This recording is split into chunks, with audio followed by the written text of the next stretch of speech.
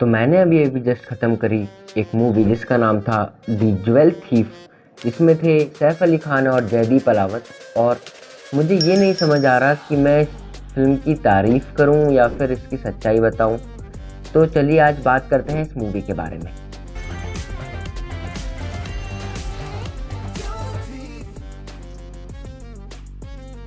तो अगर सबसे पहले अपन बात करें इसमें जो कास्टिंग है एक्ट्रेस की उसकी, तो इसमें जो ज्वेल थीफ है उसके रोल में है सैफ अली खान। और इसमें एक कैरेक्टर और आता है जो कि आर्टिस्ट होता है और अंडरवर्ल्ड से जुड़ा होता है, उनका कैरेक्टर निभाया जयदीप अलावत ने। और इसमें जो मेन एक्ट्रेस है उनका नाम है निकिता दत्ता। तो अगर अपन इस मूवी के बेसिक प्लॉट की बात कर रहे हैं तो सैफ अली खान जो होते हैं वो एक थीफ होते हैं। जयदीप अलावत को एक चोरी करवानी होती है तो वो जाते हैं सैफ अली खान के पास, उनकी फैमिली को होस्टेज रख के फिर सैफ अली खान उनके लिए चोरी करते हैं एक डायमंड की जिसका नाम होता है रेड स्टोन, जो कि अफ्रीका के प्रिंस के पास रहता है और वो इंडिया में आ रहा होता है म्यूज़ियम में, तो वहाँ से चोरी करते हैं सैफ अली खान। फिर जो जयदीप अलावत का कैरेक्टर वो डबल माइंड खेलता है। तो ये एक मूवी होगी जो कि बेसिकली डील करेगी एक डायमंड की चोरी के साथ। और मैं जब ये मूवी देख रहा था तो मुझे दो चीज़ें कॉन्स्टेंटली लग रही थी। सबसे पहले मैं बात करना चाहूँगा जो आजकल के डायरेक्टर्स हैं वो कुछ टफ कॉल्स ले रहे हैं। जैसे ये मूवी बनाई सिद्धार्थ आनंद ने, जिनने इससे पहले पठान, फाइटर ऐसी और भी मूवीज़ बनाई हुई हैं। तो मुझे एक्सपेक्टेशंस थी इस फिल्म से और मैंने जब ये फिल्म देख रहा था तो मुझे लग रहा था कि चलो कम से कम फाइनली इंडियन डायरेक्टर्स ने कुछ अलग किया, लीक से हटके किया। लेकिन कहीं मुझे बहुत ऐसा लगा कि ये फिल्म कॉपी की गई है या फिर बहुत ज़्यादा इंस्पिरेशन लिया हुआ है। Same to same scene, same to same dialogue, to same चोरी वाले सीन्स। ऐसा एक फिल्म आई थी लिफ्ट पिछले साल जो की थी केविन हार्ट की। अगर आप वो जो लिफ्ट मूवी आई थी वो देखें तो उसमें भी सेम कॉन्सेप्ट रहता है कि एक ग्रुप होता है जो कि चोरी करता है गोल्ड का एक प्लेन से, और सेम जो स्टोरी है वो इसमें भी है कि एक चोरी करते हैं प्लेन में, बाकी इनका जो ग्रुप रहता है वो आखिरी में गोल्ड को साइड कर देता है। इसमें ये लोग क्या करते हैं, इसमें ये लोग डायमंड को पहले से ही अलग से छुपा के रख देते हैं जैसे वो बाद में ब्लैकमेल कर सके जयदीप अलावत के कैरेक्टर को। तो मुझे इसमें बहुत ज़्यादा सिमिलैरिटीज़ लगी और मुझे इससे ये कंसर्न आता है कि वैसे ही बहुत ऐसी कम मूवीज़ होती हैं जिसमें इंडियन डायरेक्टर्स जो होते हैं वो एक्सपेरिमेंट करते हैं। अब अगर वो ऐसे एक्सपेरिमेंट में भी इतना सीरियसली इतना डायरेक्ट इंस्पिरेशन लेंगे या फिर मैं कहूँ कॉपी करेंगे दूसरे मूवीज़ को, तो उसमें कोई ओरिजिनलिटी नहीं रह जाती। जैसे इससे पहले एक फिल्म आई थी फतेह सोनू सूद की, जो कि बहुत अच्छी थी, मैं देखने गया था, लेकिन मुझे उसमें भी बहुत ज़्यादा सिमिलैरिटीज़ लगी। जैसे उसका जो हॉल वाला सीन था वो लिया गया था एनिमल से, फिर उसकी जो स्टोरी लाइन थी वो ली गई थी बी कीपर से। तो मुझे ऐसा लगता है कि जो डायरेक्टर्स हैं वो काम तो बहुत अच्छा कर रहे हैं, लेकिन वो बाहर की मूवी से या फिर अपनी इंडियन मूवी से बहुत ज़्यादा इंस्पिरेशन ले रहे हैं जो कि एट द एंड उन्हें हेल्प नहीं करेगा।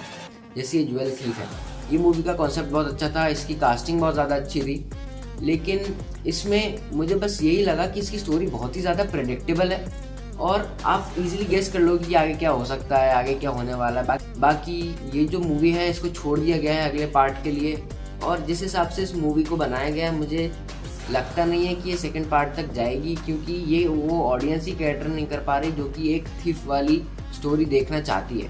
क्योंकि हर बार जो एक ऑडियंस होती है वो चाहती है कि मूवी में कोई चीज़ नहीं देखी। जैसे धूम 2 जैसी मूवी आई थी वो इसका एग्जाम्पल बन जाती है, क्योंकि ये दोनों बहुत ज़्यादा रिलेटेड है एक दूसरे से, क्योंकि ये थेफ्ट के ऊपर है। धूम 2 में एक वो रानी का, क्वीन का जो क्राउन चोरी करने वाला सीन है वो हो गया, फिर डायमंड चोरी करना हो गया म्यूजियम से, वो हो गया। तो उसमें हर एक बार जो चोरी दिखाई गई है वो अलग अलग तरीके से अलग अलग रिसोर्सेज को यूज़ करके दिखाई गई है। मुझे बस ये लगता है कि इंडियन डायरेक्टर्स और ज़्यादा मेहनत कर सकते हैं इन सब चीज़ों को लेके और डायरेक्ट इंस्पिरेशन ना लेके कुछ अलग करें, कुछ आउट ऑफ द वे करें। जैसे मुझे ये विजन बहुत अच्छा लगा सिद्धार्थ आनंद का कि उनने कम से कम कुछ अलग प्यार से या फिर एक्शन मसाला से हटके कुछ अलग मूवी बनाने का सोचा। अब बात ये है कि उन्हें बहुत ज़्यादा इंस्पिरेशन ले ली बाहर की मूवी से, पर मैं एक्सपेक्ट करूँगा उनसे कि वो आगे भी ऐसी चेंजेस करते रहे।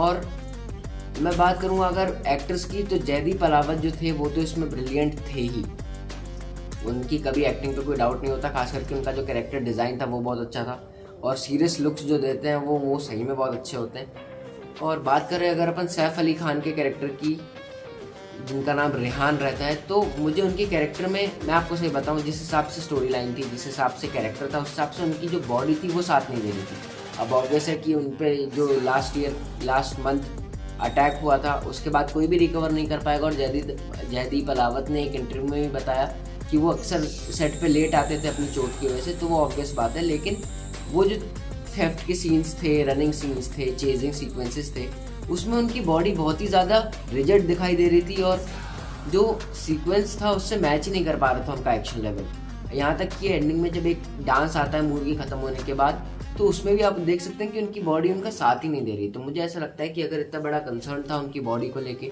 और उनकी हेल्थ को लेके, तो मुझे लगता है कि ये मूवी स्किप की जा सकती थी या फिर कि ये रोल किसी और दूसरे एक्टर को भी दिया जा सकता था।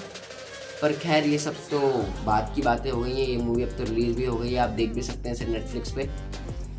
तो बताइएगा कैसी लगी आपको ये फिल्म। मैंने तो देख ली और मैं आपको ये रिकमेंड करूँगा कि अगर आप ये देखें तो आप इसको पुरानी मूवीज़ से रिलेट करके ना देखें। और बस यही था इस फिल्म का रिव्यू। बाकी मैं आगे भी फिल्म का रिव्यू करूँगा। और प्लीज़ हमारे चैनल को सब्सक्राइब कीजिएगा। कुछ भी आपको सजेशंस देने हो तो कमेंट कीजिएगा। और अगर आपको वीडियो अच्छा लगे तो लाइक कीजिएगा, अच्छा ना लगे तो डिसलाइक कीजिएगा। और अगर आपको ये वीडियो अच्छा लगे तो इसे अपने दोस्तों में शेयर कीजिएगा। तो अ jewel thief the heist begins का पहला पार्ट जो था वो यहाँ ख़त्म हो गया है। पता नहीं मुझे इसका दूसरा पार्ट आएगा कि नहीं आएगा, पर जब भी आएगा मैं आपको इसका रिव्यू करके बताऊँगा। बाकी हम मिलते हैं अगले मूवीज़ और ट्रेलर्स के रिव्यूज़ में। तब तक के लिए थैंक्स फॉर वॉचिंग।